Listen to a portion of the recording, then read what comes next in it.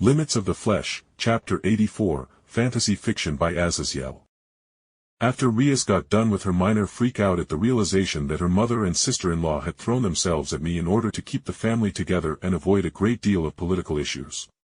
She obviously needed a bit of time to accept the fact. Though she did giggle at the thought of being the main wife and her mother and sister-in-law having to take orders from her as the main wife. I however went back and spent some time with my creations. As Akeno was being weird with her fetish of trying to mind-break her mother into forgetting about her father, Klee and Milicas were working on power of destruction nukes. All my creations had their niche where they easily fit into the Gremory household.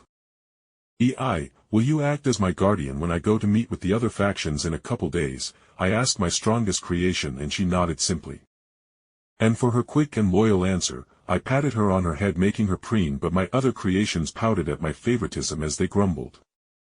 Master, I would make a potent protector, Medusa said with a frown, and I nodded as her words rang true as she had inherited the domains of Baylor. But I pointed at her and Sequoia. I can have one guard and several servants on the meeting list along with Seraphol with me, as she is still the Satan of foreign affairs. Though that may be changing. I said with a frown as I was well aware of Kateria Leviathan, who with the help of her niece or whatever relation she had with Ingrid Leviathan, had basically taken over the old Satan factions. And frankly, between Ingrid boosting Kateria's power along with Kateria having taken an Ophis snake before, I wasn't sure Seraphol could win against such an opponent. For whatever reason she was obsessed with me, calling me the one true Satan who would lead devils to properly take over the underworld and force all the other factions out, while accomplishing the prophecy, dream, or whatever of exterminating it was called, in the desire to wipe out the angels and fallen. Obviously, she is fuck nuts insane, but she can be used with the right leverage. I thought as I took a breath and looked at my assembled human creation. Sequoia, you and Medusa will be maids, while EI is my guardian. The rest of you are in charge of watching out for Rias and maintaining a vigil around the Gremory estate, as I only trust you all. I spoke and they nodded in understanding. Arcuade would remain inside my soul and shadow unless something happened. She would remain there as per the usual. But other than that, 3 retainers on my end were a decent number for the meeting. Master, what if the fallen, the angels, or another faction attack you? EI asked softly out of nowhere, and I raised an eyebrow at the question before I shrugged. If either of the angels attack, well, I can easily mentally break the angels, I said coldly, as I was all too aware of the mechanisms that could turn an angel into a fallen one or vice versa. If Michael thought for the greater good that I needed to die, like how he allowed people to blend up the souls of orphans for the greater good to make more and better exorcists, then I could break them in that way along with the Asmodeus pleasure flames. As for the fallen, it would be ironic for a plague targeting only full-blooded fallen angels were to be spread into their factions. I finished, but EI retorted. No, master. What happens then and there if you are attacked? She demanded to know, as she added bluntly and making my lips twitch. You are strong, master.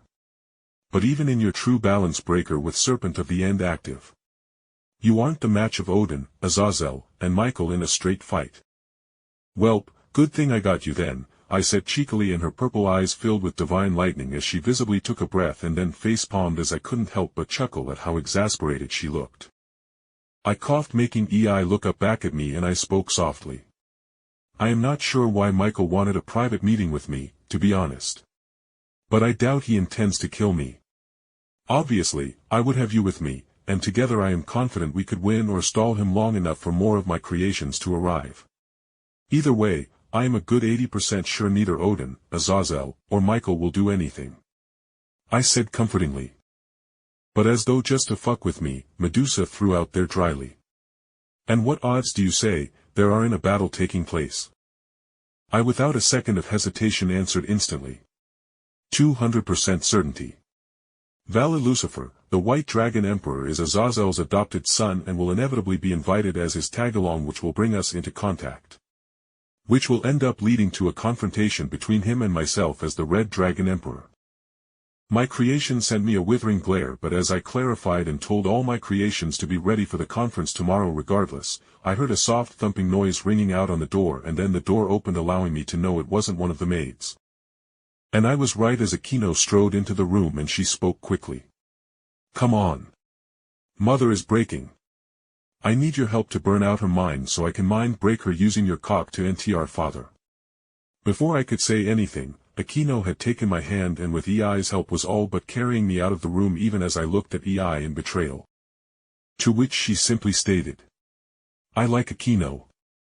Her father did something bad, and it makes her happy to take revenge. EI said with zero shame, reminding me how my creations literally only gave a fuck about people they had some form of emotional attachment towards.